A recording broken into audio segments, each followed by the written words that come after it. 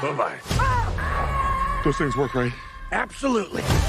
Steve and the other Misfits had to get creative when preparing to face Malgosha in the Minecraft movie. Henry created a unique weapon using the crafting table for the first time. Throughout the movie, Garrett relied on oversized nunchuck buckets, and Steve went into the final battle decked out in stunning diamond armor. In a world full of resources, there's no shortage of unique items that could give the Overworld's heroes an edge the next time they faced another realm-ending threat. Some of these items are nothing short of legendary and have more than earned their place in the sequel. That's why in today's video, I'll discuss which legendary items should appear in Minecraft 2 and how they could fit into the story. Oh my gosh, I'm so salty. This place makes no sense.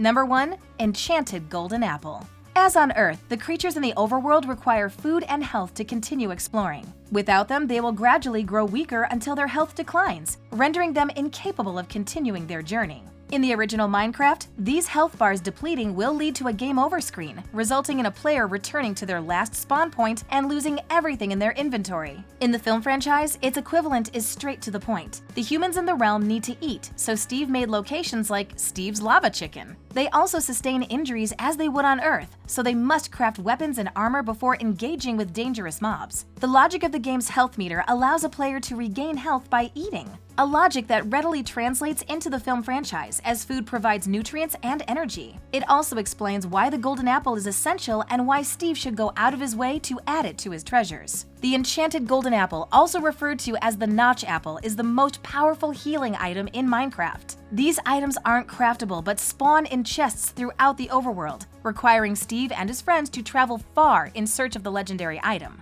While adding the apples to their supplies may take some extra legwork, their effort is worth the reward, as these apples may be the only thing standing between one of our heroes and certain death. The film franchise also uses the crafting table in unorthodox ways, meaning Steve and Henry may find new ways to use golden apples to defeat their enemies, from potions to rituals that seal away ancient evils. Number 2. Heart of the Sea. The Minecraft movie spent most of its time above ground, with many biomes and fan-favorite locations left unexplored. It makes sense that everything didn't make it into the movie, as its game counterpart has had over a decade to expand its maps and include undiscovered temples and maps for players to unearth. One of the most popular locations is where most players would think to look last, underneath the sea. As it turns out, the vast waves of the overworld hide many treasures, including the Heart of the Sea. The elusive jewel can only be obtained through buried treasure, turning its acquisition into a full-on underwater adventure. Steve and the Misfits would need to dive deep, dodge hostile underwater creatures, and explore ancient sea temples while following treasure maps. As the sea isn't one of the explored locations in the first film, having it be the central location in the sequel might be a brilliant decision, allowing our heroes to spend most of their time in expansive, danger-filled temples. Once they obtain the Heart of the Sea, they could take it to the nearest crafting table to make another powerful item called a conduit. A conduit is a multi-purpose tool that acts like a beacon, provides conduit power, and attacks monsters underwater. Steve could use the conduit to defend an underwater base or use it to defeat a new underwater-themed enemy. Number 3. Dragon Egg. One of the most timeless battles is nature versus nurture. People often ask themselves if someone will always turn out a certain way or if their fate is somehow determined by their environment and those who raise them. Coincidentally, the age-old debate also makes a good theme for movies, even those that cater to a younger demographic. A great example is the How to Train Your Dragon franchise, where the main character forges a lifelong friendship with a creature most believed was dangerous. A similar narrative is possible in Minecraft 2, as Steve and his friends may have the opportunity to rescue a dragon from ill-meaning individuals. Although it's not touched on in the first movie, there's another realm connected to the overworld called the End. The End is protected by an ender dragon, a massive flying beast often called the final boss and the ultimate mob. When defeated, it drops a dragon egg, which will supposedly hatch and take its predecessor's place to protect the End. However, if someone like Malgosha or her supporters killed the ender dragon, they might use the dragon egg for nefarious purposes. Imagine how cruel it could become if raised in the Nether and trained to fight for every resource and basic need. In contrast, Steve and his friends could raise the dragon with kindness and empathy, taming the wild creature as they have tamed Dennis, a once feral wolf. Oh my gosh, I love the idea of them having an ender dragon on their side and then the possibility of having other ender dragons that they'd have to face off against. Oh my gosh, mind is melting. Number 4. Netherite Gear. I mentioned in the intro that Steve enters the final battle with Malgosha wearing diamond armor, and I accredit it as a significant feat. In the game, most players must work up to wearing diamond armor. I sure know I had to, as it takes time to resource enough material to create a complete set. New players usually start with the easiest resources to find, like animal hide, which can make the weakest armor, leather. In contrast, Steve begins his journey with the other Misfits as a seasoned adventurer. He has spent years in the overworld and has worked hard to build his stores of supplies, which includes a hidden supply of diamonds, which he detours to on their trip to the Woodland Mansion. He has hundreds, if not thousands of diamonds, enough to make several sets of diamond armor. He was prepared to take on a powerful sorceress like Malgosha, who was prepared to use the full might of the Orb of Dominance against him. In the next film, the entire group will likely have diamond armor to start their next adventure. Unfortunately, narratives have to one-up one another to remain relevant to the audience, which means Steve will face someone worse than Malgosha in Minecraft 2.